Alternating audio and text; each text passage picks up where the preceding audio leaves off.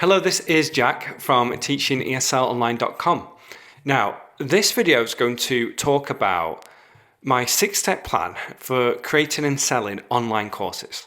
And by the end of this video, I think you'll have a clear idea on how to approach creating your own course, but also whether you want to go ahead with this or not.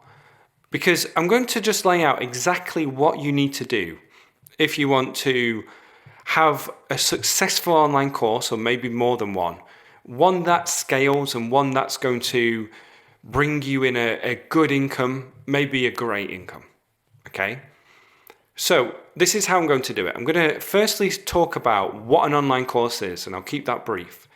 Why people want to do this, and why more people are looking to do it.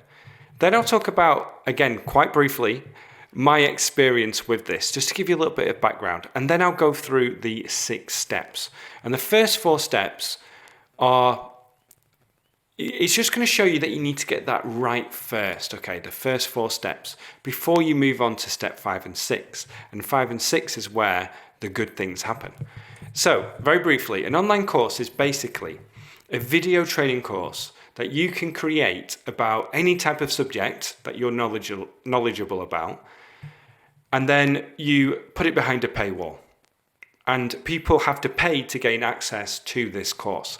And it's different than just making a YouTube video, because YouTube videos it's more along the line of content marketing, whereas a course is like a step-by-step instructional video course. Now, there are different variants of this. You can add different things to it as well. But the main reason why people want to start creating this is because you can scale your teaching. You can put the knowledge that you have and what you normally teach together into a step-by-step instructional video course, and then people pay to gain access to this.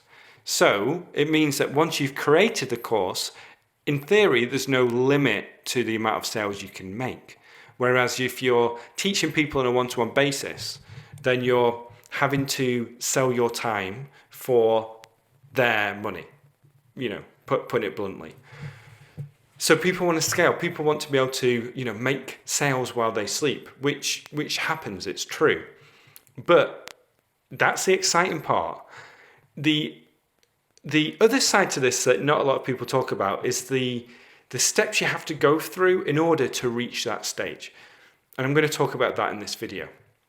Now, very briefly, I've been making courses since 2014. I used to teach one-to-one English language lessons. Then I created materials for my English learners and also teachers. And my courses have gone through various iterations, and I now have 2 main courses for my 2 niches. I'm creating more.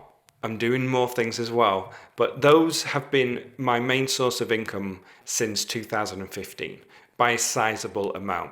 And I could never have imagined I'd reach the stage that I am at now. So I went through the process of doing it. I took training, I learned, I looked at what other people were doing, and now this 6-step plan is my own, based on my own experience and what I see other people doing. Okay, let's get into it. So step 1, it's not what you think. You probably think it's to come up with your course ideas and to make your course, but it's to build an audience. That is step 1. That's what I think most people should prioritize when they start out. And it's for 2 main reasons. You need an audience to sell to. So if you build a course, but you don't have anyone who follows you or anyone that you can communicate with, then you're not going to make any sales. And building an audience can happen in the background as you're building your course. Reason number 2 is that as you're building your course and thinking about ideas, you can get feedback from people who follow you. So you can put ideas out there. They can tell you, yeah, that sounds good, or I don't like that. You can just send people free materials and see what their feedback is. And also, people are going to feel like they're part of your journey. And if they feel like they're part of your journey, they're connecting with you, and more likely to purchase your course once it's ready. Now, building an audience should be focused on email. Creating that email list. I'm not going to go into depth why, You'll find out a little bit later in this video why it's important, but go to the description and look at what resources I have for you on that. And while you're down there, get your free guide, the online course roadmap, which lays out these 6 steps in bullet point format. It's like a little cheat sheet that you can go through and tick things off, or it allows you just to gain that overview of what is going on. So go download that, it's free to download. That's step 1. Step 2 is to create your course.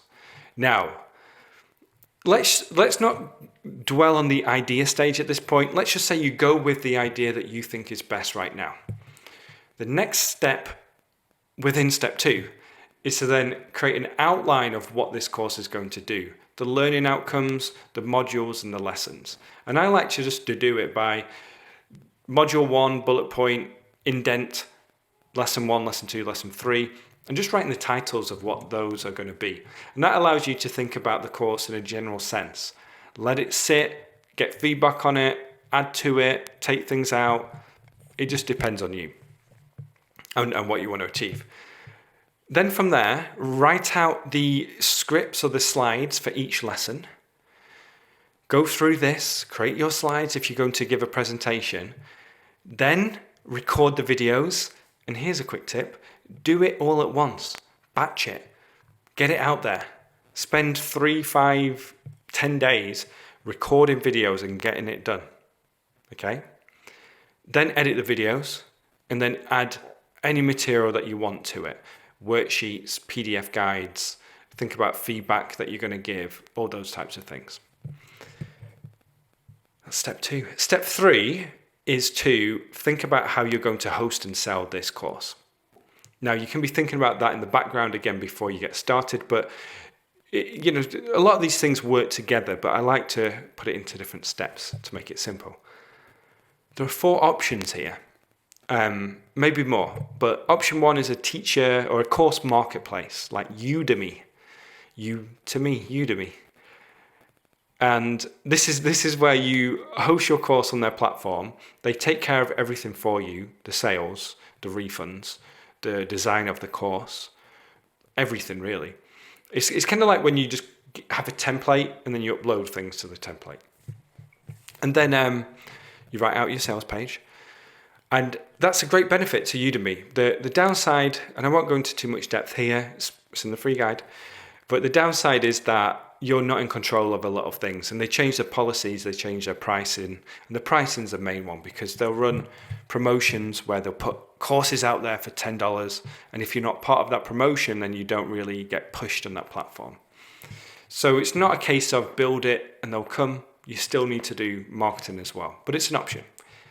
2 is something like Teachable, where you have a lot of control, but they make it easy for you, if that makes sense. So they take care of the payment processing, the sales page design, the course design, and you just tinker with it basically.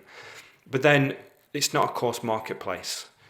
You can have all of this sit on your website and you need to market the course completely.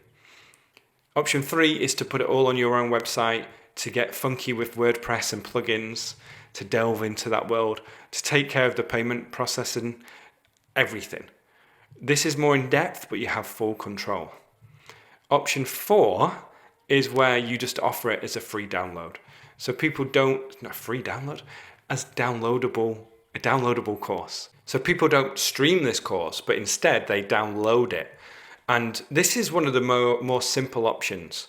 Now, just to take the pressure off as well, you don't have to choose one option and stick with it. You can think about where your course is right now, how you want to deliver it, and then make changes at a later date. That's something I did because my first course was on a third-party platform, and then I put it on my website at a later date. Step 4 is to launch it. And I was trying to think about a good analogy before, and I think the best one I can come up with right now is Apple. Now, when they release their new iPhone, they don't just send it out into the world and say, let's see what happens. They don't just send a quick email to people, but they build the buzz towards a new release. And then they fly in journalists from over the world. They have a big event, which a lot of people live stream. And then they they just talk about how amazing this new product is and why you're going to love it. And then they'll advertise, send more emails, promote it everywhere, get celebrities to promote it. And that's what you can do with your course. Not so much fly journalists in, but promote it. And to go back to step one, if you've built up the audience and the email list, then you have people on your list who you can promote this course to. Now, the launching process is tiring. It takes a lot out of you. It's emotional. You watch your sales by the day and you think, oh, it's not going well. And you get some sales and you're happy and you've put all this work into it and you want to get a good result. This is so much more easier said than done, but try to detach yourself from the result and then take a few days off and then review it as objectively as you can. Maybe you need to bring someone in to help you with this, but think about, has it worked well? What worked well and what didn't? If you didn't get any sales, why not? If you got a lot of sales, celebrate that success and think, why was it so successful? What was it about this course? And then, once you get this right, you might have to go back again. You might have to create a different course or relaunch it, do a different price point, add to it. You might have to just pivot and do a different type of course. But once you launch a course successfully, you can then move on to 5 and 6. And this is where the magic happens. This is when you can scale your course. This is when you can have the sales coming in while you sleep. So step 5 is to think about the sales process, which is going to be automated, and how you're going to do that.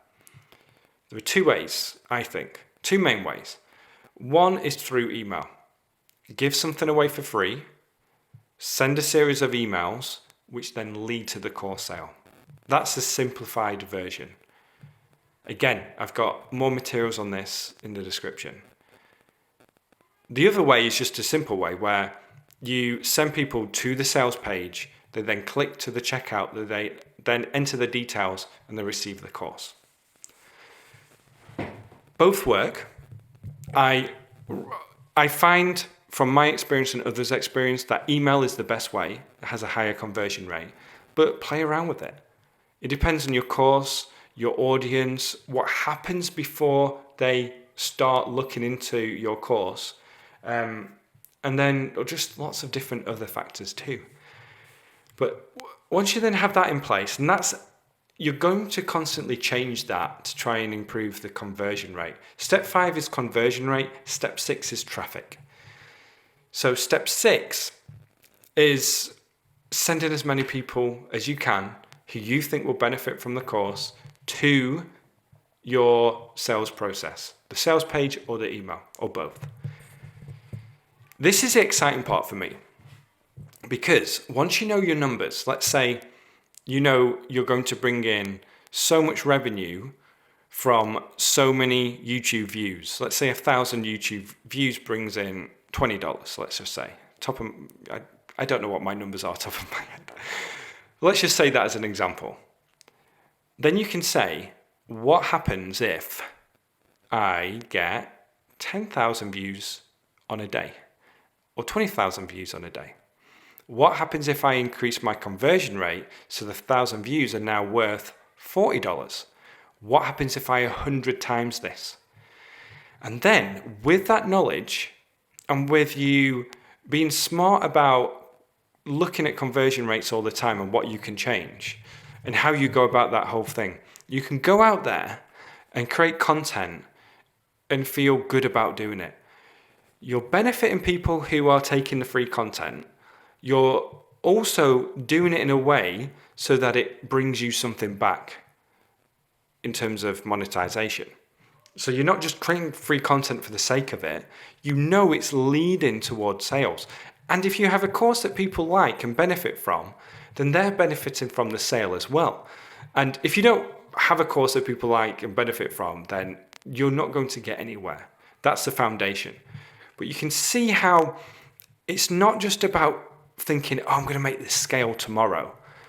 There are these different steps that you have to go through in order to reach that stage. And it's a good time just to have a little think or just reflect and think, Am I willing to overcome the obstacles in order to reach that stage? Is this a journey I want to go down? If not, great, you've saved yourself some time. But if you do, then at least you now know what's involved. You might knock it out of the park within a month, get to stage 5, and you're good to go. You might have to do various iterations. You might have to build your confidence up first by putting something out small, seeing that people buy it and like it, and then thinking, this actually works.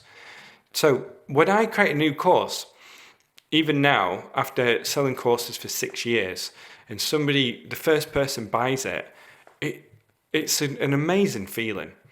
Unless they 10 minutes later say, I want a refund. But it's just a great feeling because you know that people are buying something that you're producing, they're benefiting from it, and you're gaining as well. So I've covered quite a lot here, and hopefully that helps you think about if you want to go down this path and what you have to do to go down it. And if you do decide to go down it, then get my free PDF, the Online Course Roadmap PDF, because it's just going to lay everything out for you. And then also leave some comments below. Do you have any questions about this? Let me know what your questions are, and I'll gladly answer them for you. And if you know somebody who is thinking about doing an online course, send them this video if you think it's going to help them, or somebody who hasn't considered it yet, but you think maybe they would benefit from it. So just send that to them, like the video, leave those comments, get that free PDF, and I'll speak to you soon. Okay, bye-bye.